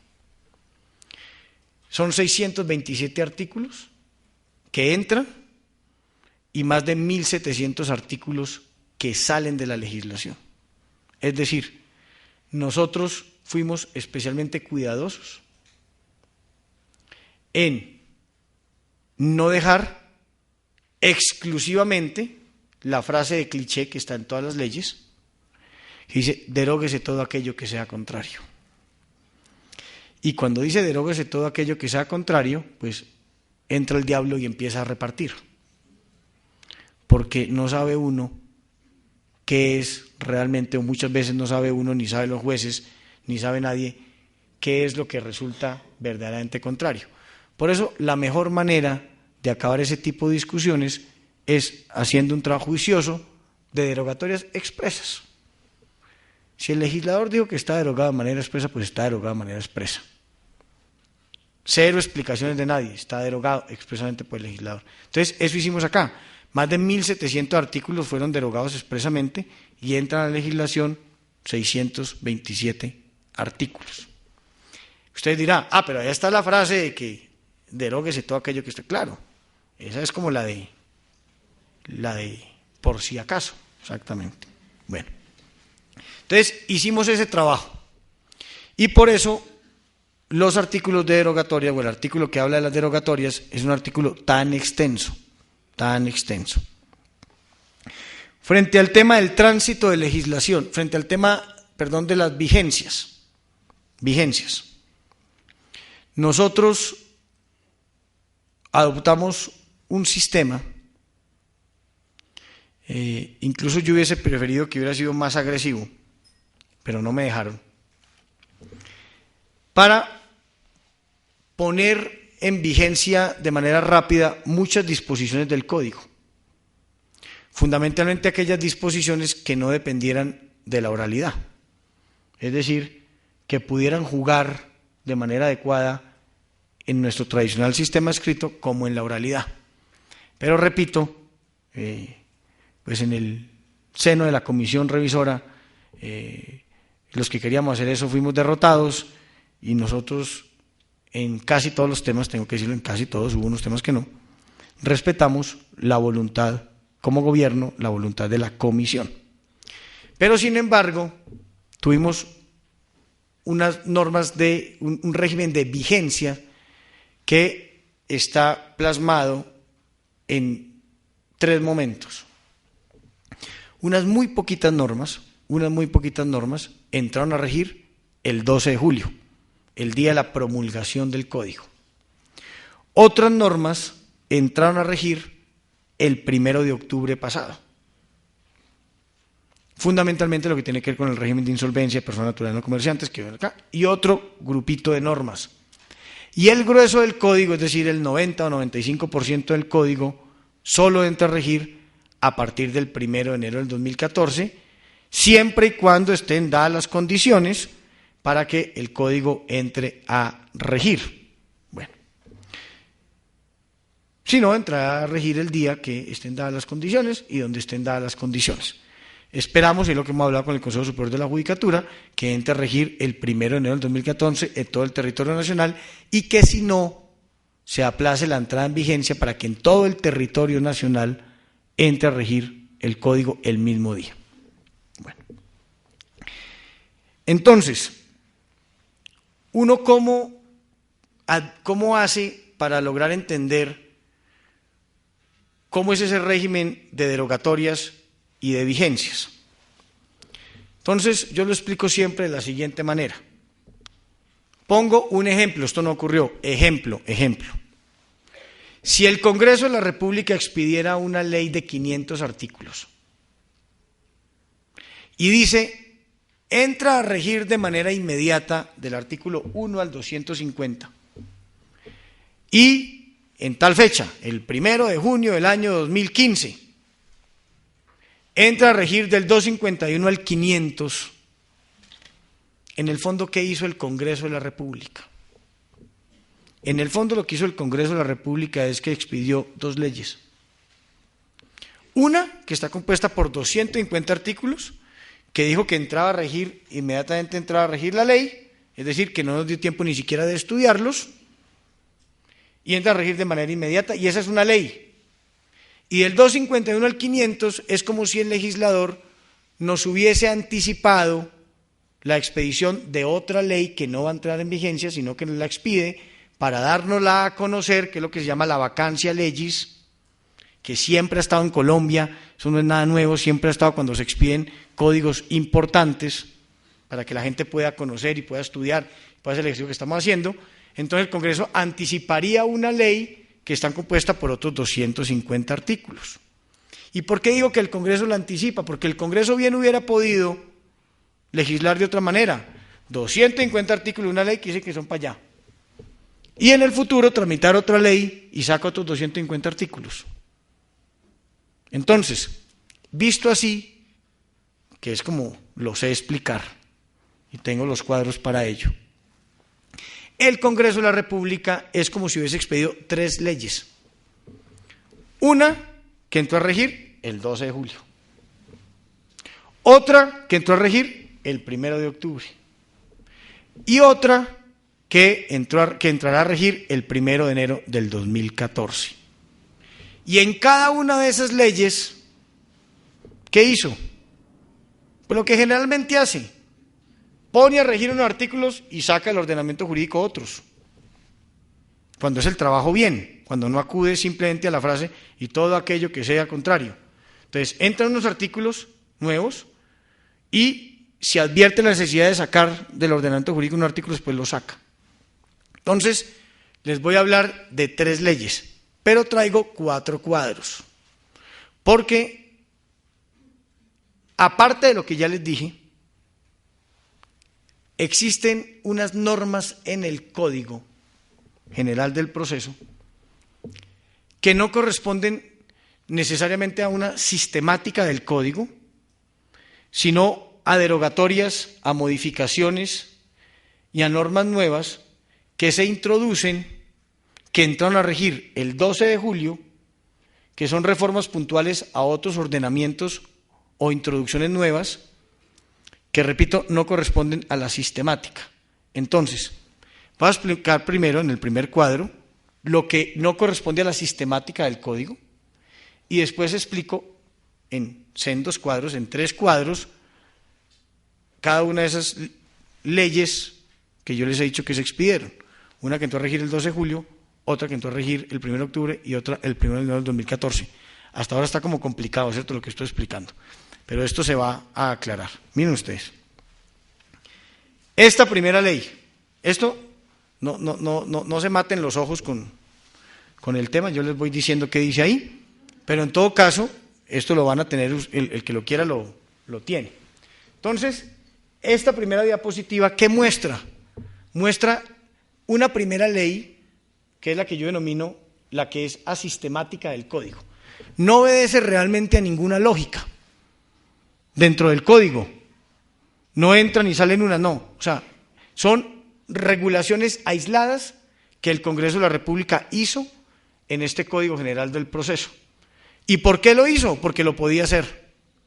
Es decir, el Congreso de la República decidió que en este Código General del Proceso entraran unas normas nuevas a la legislación colombiana, se modificaran unas normas existentes en la legislación colombiana y se hicieran unas derogaciones expresas.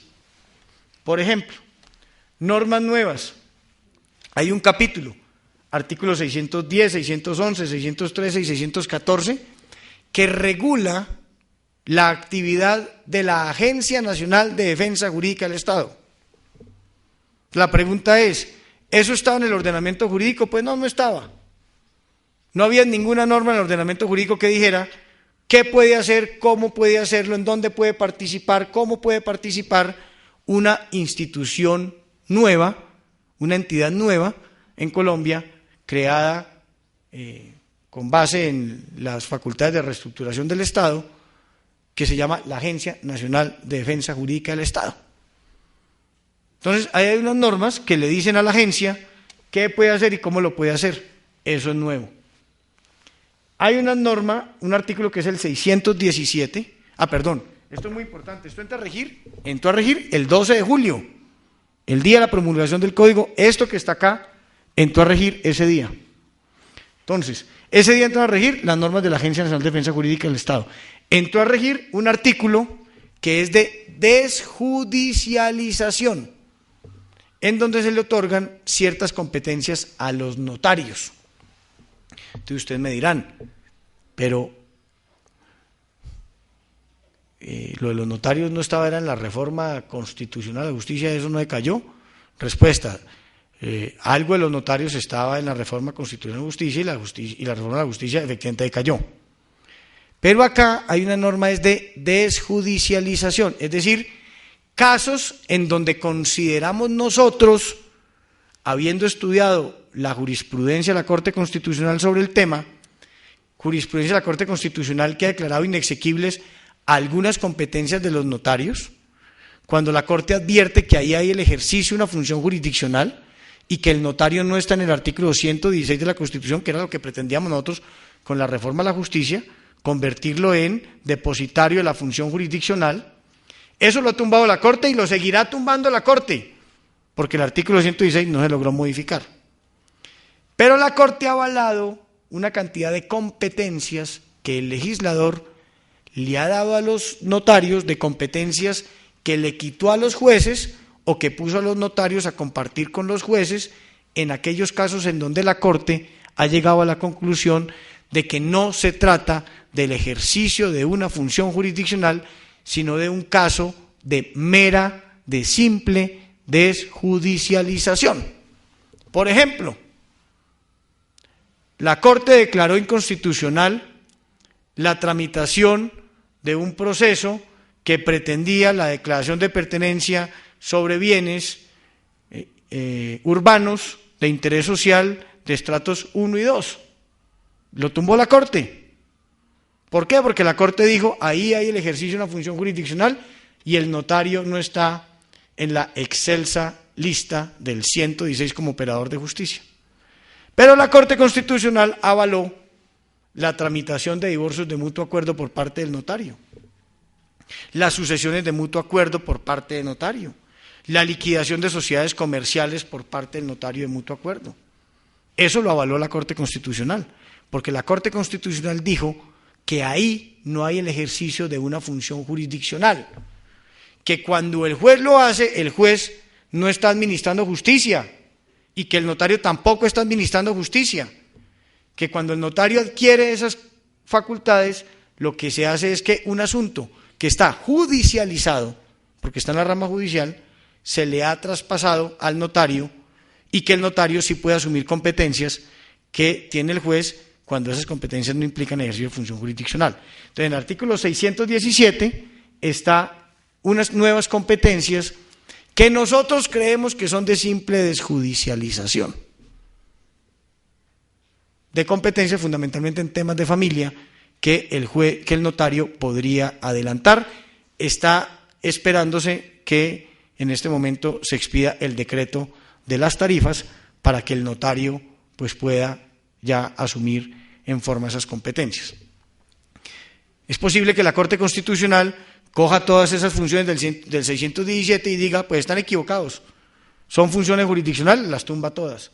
Si llega a la conclusión de que las 5 y las 7 son funciones jurisdiccionales, tumba las 5 y las 7. Si llega a la conclusión de que ninguna es función jurisdiccional, pues las avala todas.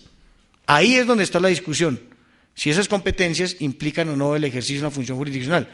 Yo soy incapaz de anticiparme a lo que la Corte piense en relación con el tema, pero sí sé dónde está la discusión y depende de cuál sea la conclusión, pues cuál será entonces la obvia decisión que adopte la Corte. Hay un artículo que es el 618, Plan de Acción para la Implementación del Código, que es un artículo que obliga a que en enero el Consejo Superior de la Judicatura, Sala Administrativa, le muestre al país cuál es el plan de acción para la implementación en todo el territorio nacional de este Código General del Proceso, qué es lo que tiene que hacer, cuánto vale, cómo lo va a hacer, qué va a priorizar, qué no va a priorizar, es decir, cómo se hace un plan de acción en el cual ustedes son más expertos que yo. Y una comisión de seguimiento a la ejecución de ese plan de acción, donde está el ministro de Justicia, el procurador, el presidente de la Sala Civil de la Corte, 2 presidentes de tribunal, 4 abogados expertos procesalistas, entre ellos el doctor Ulises Canosa, etcétera, etcétera, haciéndole seguimiento, el Procurador General de la Nación, haciéndole seguimiento a la implementación del plan de acción que diseñe el Consejo Superior de la Judicatura. Entonces, esas son normas nuevas. ¿Por qué normas nuevas? Porque eso no existía. Nada de eso que le estoy diciendo existía. Vino a existir en Colombia el 12 de julio, con el Código General del Proceso. Hay unas modificaciones a unas normas que, repito, no corresponden a la sistemática del Código. Se modifican unos artículos del Código Contencioso Administrativo, artículo 150 que creo que es sobre notificaciones, o el 199, unos artículos también que tienen que ver, diríamos, dentro del Código, para darle la posibilidad en la jurisdicción de lo contencioso a que la Agencia Nacional de Defensa Jurídica del Estado pueda actuar, y no solo pueda actuar, sino que pueda actuar de manera tranquila. ¿Por qué? Porque con las normas que hoy tenemos, o que teníamos en el nuevo Código Contencioso, pues era imposible que la Agencia Nacional de Defensa Jurídica del Estado pudiera coordinar la defensa cuando, enviada la notificación por Internet al buzón electrónico de la entidad estatal, pasados 3 días empezaba a contar el término de ejecutoria y el término de traslado para contestar la demanda. Entonces advertirán ustedes a qué horas la Agencia Nacional de Defensa Jurídica del Estado se pone de acuerdo con la entidad demandada a ver cómo va a ser la defensa, si la agencia va a actuar, si la agencia no va a actuar, cuál es la estrategia de defensa. Entonces hubo que modificar unas normas del código para poderle darle vida a las funciones y vida tranquila y calmada a las funciones de la Agencia Nacional de Defensa Jurídica del Estado. Se modifica un artículo del Código Procesal del Trabajo, se modifica un artículo sobre conciliación de la Ley 640 y se modifica una norma de tránsito de legislación que toda la vida existió en una versión prehistórica de tránsito de legislación en el artículo 40 de la Ley 153 de 1887, es decir, unas reformas asistemáticas. Y se derogan una serie de disposiciones que están, diríamos, incluidas en la lista de la derecha. Esa es una primera ley, o sea, un primer cuadro que representa algo que se hizo en relación con derogatorias y vigencias, que es, repito, lo más complejo de entender, porque lo que viene ahorita es de una sencillez que ustedes van a quedar aterrados. Miren esto. El 12 de julio, la primera ley que nos manda el Congreso. ¿Qué hace el Congreso? El Congreso crea unas nuevas disposiciones, dice, entra al ordenamiento jurídico esta norma, y como entra esta norma, sale esta. Es decir, parecido como es en fútbol. Entra un jugador a la cancha, sale un jugador de la cancha. ¿Listo? Funciones jurisdiccionales.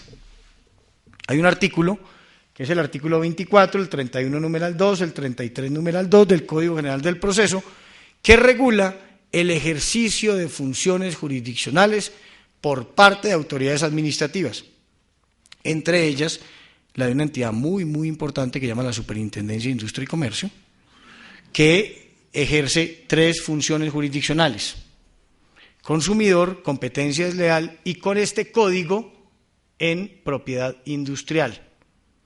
Cuando tengan un casito de esos, nos lo llevan allá, por favor. Nosotros somos supremamente rápidos y supremamente técnicos en la tramitación de esos procesos. Publicidad política pagada, no pagada, gratuita.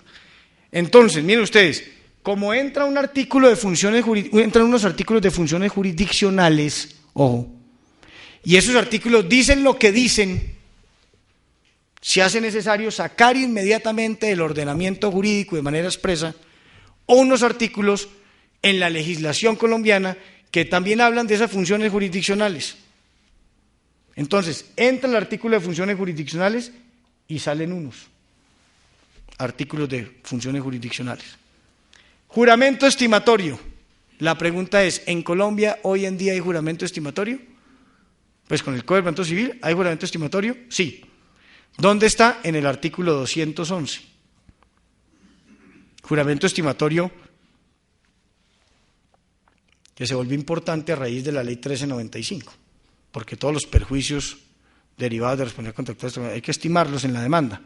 Entonces, ese artículo 211 fue modificado por el Código General del Proceso y el Código General del Proceso dijo, ese artículo que lo modifica, pues no lo modifica, lo que lo sustituye, entra a regir el 12 de julio. Entonces, ¿qué hizo el legislador? Entra el artículo 206 de juramento estimatorio del Código General del Proceso y se va al 211 del Código de Procedimiento Civil. Adjudicación y realización especial de la garantía real. ¿Eso existe hoy? Sí existe. ¿En dónde? En el 544. Se va el 544 y entra entonces el 467. Y adicionalmente, pues todas las disposiciones que les sean contrarias a esas que ya enuncié. Eso se va, eso entra y se va el 12 de julio. Y hay una norma que entró a regir también el 12 de julio, que es una norma transitoria que permite la ampliación de los términos de los jueces para fallar. Ustedes se acuerdan que la ley 1395 estableció unos términos máximos de duración, el Plan Nacional de Desarrollo extendió esos plazos y ahora el Código General del Proceso también permite que los jueces, motivando su decisión, extiendan esos plazos. ¿Qué pasó el 1 de octubre? Facilísimo. Entró a regir el artículo 25 sobre las cuantías, que aumentó las cuantías. ¿Eso existía? Sí existía. ¿Dónde estaba? En el 19. Entra el 25 y se va al 19. Ahora miren esta. Entró a regir el 30 numeral 8 y parágrafo, el 31 numeral 6 y parágrafo, el 31 numeral 5 y parágrafo del Código Oral del Proceso sobre una figura que se llama cambio de erradicación, que es la posibilidad de sacar un proceso de un despacho judicial y enviarlo a otro dentro del distrito o entre distritos judiciales por causa de imparcialidad, violación de la imparcialidad, está en peligro la vida de unos intervinientes en los procesos, circunstancias de orden público, etcétera. ¿Eso existía en Colombia? Existía, pero en materia penal. Cambio de erradicación. No existía en materia civil. Entonces, ¿eso es nuevo? Es nuevo. ¿Entran las normas de cambio de erradicación? ¿Hay que sacar alguna? No hay que sacar ninguna porque es totalmente nuevo. Entonces, por eso en la columna de la derecha no hay nada. Interrupción de la prescripción, inoperancia de la caducidad y constitución en mora. ¿Eso existía? Sí existía. ¿Dónde estaba? En el 90 y el 91. Se va en el 90 y el 91 y entra el 94 y el 95. Desistimiento tácito. ¿Hoy hay desistimiento tácito? Sí. ¿En dónde? En el 346. Se va al 346, entra el 317.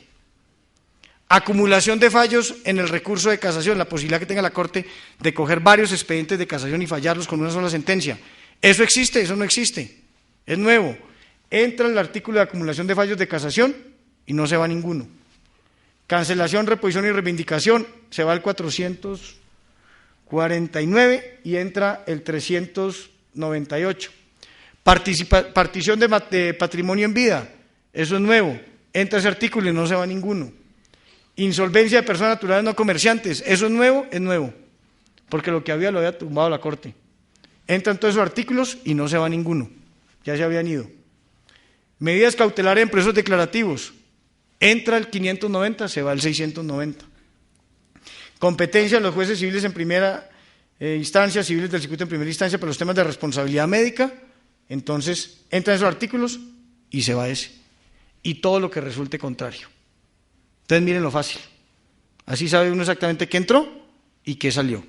Y por último, pues obviamente el tema de el grueso del código, entonces entran más o menos 550 artículos, porque los otros suman como 100, los que ya entrarían en vigencia, entran como 550 artículos y se va de la legislación colombiana como 1.500 artículos, que es ya el grueso, lo que va a pasar el 1 de enero del 2014, de manera tal que es absolutamente fácil ya entender cómo es el tema de las vigencias y las derogatorias.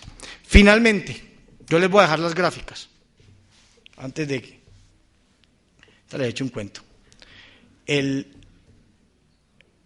voy a dejar las gráficas sobre el tránsito de legislación, pero denme 2 minutos y les voy a explicar qué fue lo que hicimos. Este fue uno de los temas más discutidos, sobre cómo íbamos a hacer el tránsito de legislación, y fue una gran preocupación. ¿Por qué? Porque el tránsito de legislación hay muchas maneras de hacerlo. Y sobre todo en los últimos años hemos visto algunas normas ingeniosas sobre el tema del tránsito de legislación. Y teníamos un problema gravísimo. Primer problema: si nosotros decíamos que este código se aplicaba a procesos en curso, tránsito de legislación, está vigente el Código de Procedimiento Civil y se ponía a regir esto se aplica a los procesos que venían con el código. Eso es tránsito de legislación, ¿se aplica o no se aplica? Entonces, si nosotros decíamos que las normas del Código del Proceso se aplicaban al proceso en curso, teníamos un problema político enorme. Y estuvimos enfrentados frente a un problema político. Es que no teníamos congresistas con quien aprobar el código. ¿Por qué? Porque como hay síndrome de pérdida de investidura, y hay algo que llama el régimen de incompatibilidades e inhabilidades. La pregunta es, si nosotros fuéramos congresistas, este es el Congreso de la República, entonces, y tenemos que votar un código que dice, las nuevas disposiciones se aplican a procesos en curso. Todos tenemos, papá y mamá, hermanos, cuñados, primos, yo no sé, una cantidad de gente cercana, familiares, tuvimos socios, etcétera. La pregunta es, ¿quién de nosotros no tiene un pariente demandado actualmente o como demandante en algún proceso en Colombia? Es más, el que conteste que no es porque de pronto no sabe que a un hermano o un amigo le dé 3 millones de pesos y le metió un ejecutivo, ¿cierto? Entonces, lo primero era que había que, para poder explorar en esta coyuntura política un mecanismo que permitiera aplicarle el tránsito de legislación, las nuevas normas, a procesos viejos, había que matar el fantasma de los posibles impedimentos de los congresistas. ¿Qué hicimos? Le presentamos una consulta a la Sala de Consulta y Servicio Civil del Consejo de Estado, para que el Consejo de Estado contestara si un congresista eventualmente estaba impedido por tener algún pariente, o él o algún pariente, como parte o interviniente en un proceso judicial en curso, al cual terminaran por una norma de tránsito de legislación aplicándose las nuevas normas.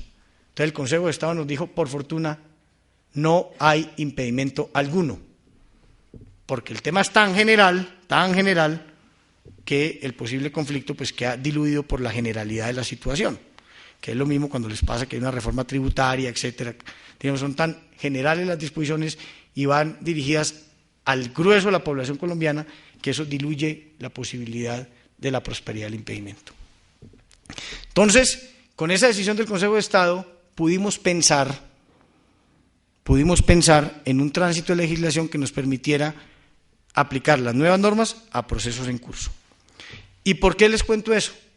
Porque si ustedes miran el Código Contencioso Administrativo nuevo, encontrarán un tránsito de legislación sencillísimo, súper sencillo, que no hay ni que explicarlo, simplemente leerlo.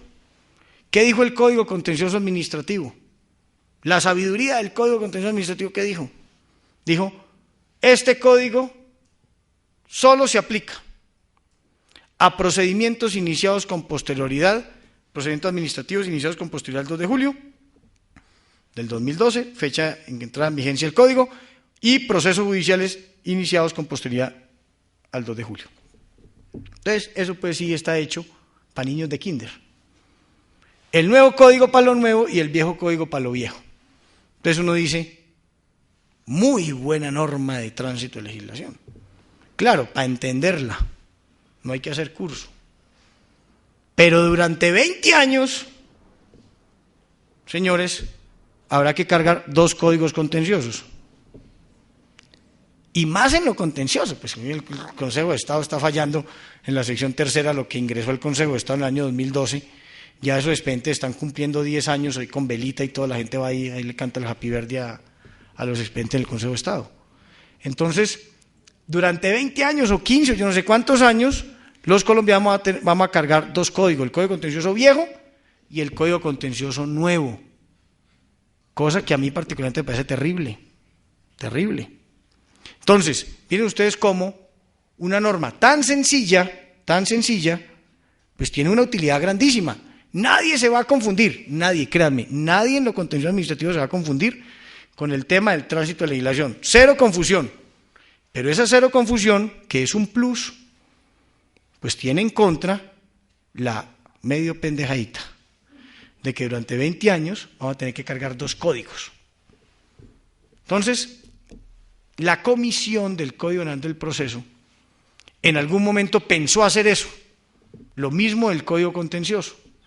Además, si ustedes revisan la historia del proyecto, trae en los primeros debates una norma así, pero era fundamentalmente por el tema de los impedimentos de los congresistas. Ya cuando solucionamos el tema de los impedimentos de los congresistas, empezamos entonces a pensar en un mecanismo que nos permitiera hacer un tránsito de legislación que condujera a que en la mayor cantidad de procesos judiciales algún día pudiéramos estar aplicando, o sea, a los nuevos, pues obviamente eso no tiene ningún problema, los nuevos van con lo nuevo, pero que los procesos que cuando entraba a regir el código, el primero del 2014 estuvieran en trámite, que en la mayoría de esos procesos, más temprano que tarde, y en la inmensa mayoría, pudiéramos terminar aplicando el Código General del Proceso y abandonar el Código de Procedimiento Civil.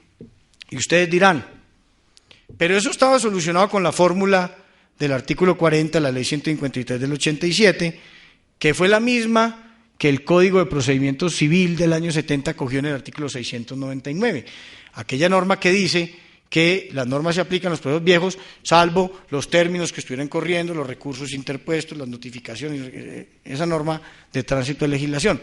Resulta que eso estaba descartado. ¿Por qué?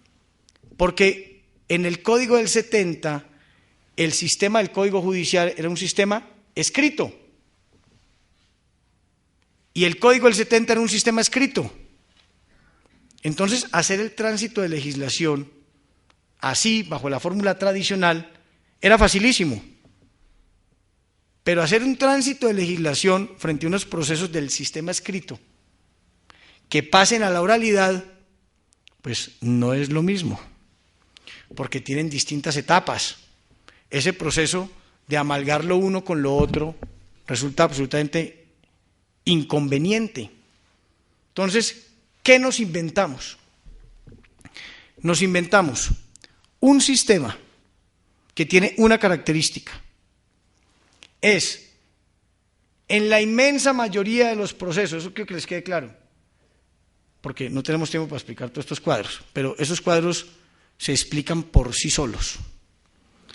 En la inmensa mayoría de los procesos que se encuentran en trámite, cuando entre a regir el Código General del Proceso, la inmensa mayoría de esos procesos terminarán más temprano que tarde, rigiéndose en su integridad por las nuevas normas del Código General del Proceso. Abandonarán el Código de Procedimiento Civil. Primera regla. Segunda,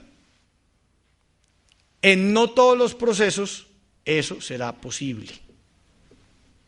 Los procesos que ya cuenten con sentencia, seguirán tramitándose hasta el final con base en las normas del Código de Procedimiento Civil, porque en eso fue imposible, diríamos, hacer un proceso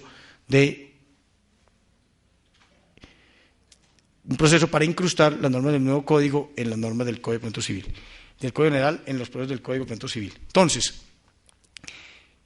para saber qué normas aplico yo frente a los procesos en tránsito de legislación, tengo que resolver dos preguntas. Primera pregunta, ¿de qué tipo de proceso se trata? ¿De qué tipo de proceso se trata? Si es un proceso ordinario y abreviado, si es un proceso verbal, si es un proceso verbal sumario o si es un proceso ejecutivo. Cuando yo resuelva esa pregunta, tengo que resolver una segunda pregunta. ¿En qué estado se encuentra ese proceso? Es decir, ese proceso ya se decretaron las pruebas, no se han decretado, ese proceso está en alegatos, en el proceso ya se dictó sentencia, en ese proceso todavía no se ha convocado a la audiencia del 432, etcétera, etcétera. Depende de esas dos respuestas, el código de manera muy fácil, muy clara, dice qué normas aplica. Entonces, repito, tránsito de legislación, el mecanismo que creamos es que vamos a llegar muy prontamente a que la inmensa mayoría de los procesos se tramiten con el Código General del Proceso. No, y segundo, no lo vamos a lograr en todos, Para un pequeño grupo de procesos vamos a tener que cargar durante un tiempito los dos códigos, pero para el grueso de los procesos vamos a llegar al Código General del Proceso. Y para saber qué aplico, si sigo aplicando normas del Código de Procedimiento Civil y hasta cuándo las aplico, y a partir de qué momento empiezo a aplicarlas del Código General del Proceso, tengo que resolver dos preguntas: ¿de qué proceso se trata y en qué estado se encuentra ese proceso? Cuando ustedes resuelvan esas dos preguntas, ¿de qué proceso se trata y en qué estado se encuentra el proceso?, no es sino que abran el artículo 625, y el artículo 625 les dice: siga aplicando el Código de Procedimiento Civil hasta que llegue a tal etapa. De ahí en adelante, aplique Código General. Esa respuesta se la da el artículo 625 y la dan estos cuadros. Muchísimas gracias a ustedes por su atención.